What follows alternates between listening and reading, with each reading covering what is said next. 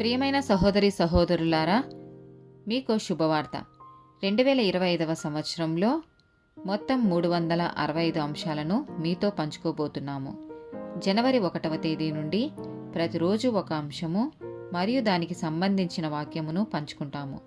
దయచేసి ఆ వాక్యములను వినండి, ధ్యానించండి మరియు ఆశీర్వదించబడండి. దయచేసి సబ్స్క్రైబ్ చేయండి మరియు మీ స్నేహితులతో పంచుకోండి. ధన్యవాదాలు.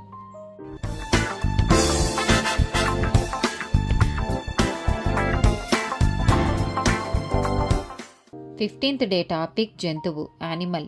లేవియాకాండము 22వ అధ్యాయము 27వ వచనం. దూడయే గాని గొర్రెపిల్లయే గాని మేకపిల్లయే గాని పుట్టినప్పుడు అది 7 దినములు దాని తల్లితో నుండవలెను.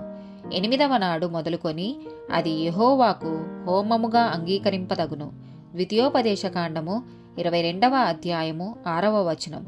గుడ్లైనను పిల్లలైనను గల పక్షిగూడు చెట్టు మీదనే గాని నేల మీదనే గాని త్రోవలోనే గాని నీకు కనబడిన ఎడల, తల్లి ఆ పిల్లలనైనను ఆ గుడ్లనైనను పొదిగియున్న ఎడల పిల్లలతో కూడా ఆ తల్లిని తీసుకొనక నీకు మేలు కలుగునట్లును. ద్వితీయోపదేశకాండము 25వ అధ్యాయము 4వ వచనం. నూర్చెడి యొద్ద మూతికి చిక్కము వేయకూడదు. ప్రసంగి గ్రంథము 9వ అధ్యాయము 4వ వచనం. బ్రతికియుండు వారితో కలిసిమెలిసి ఉన్నవారికి ఆశ కలదు. చచ్చిన సింహము కంటే బ్రతికియున్న కుక్క మేలు కదా.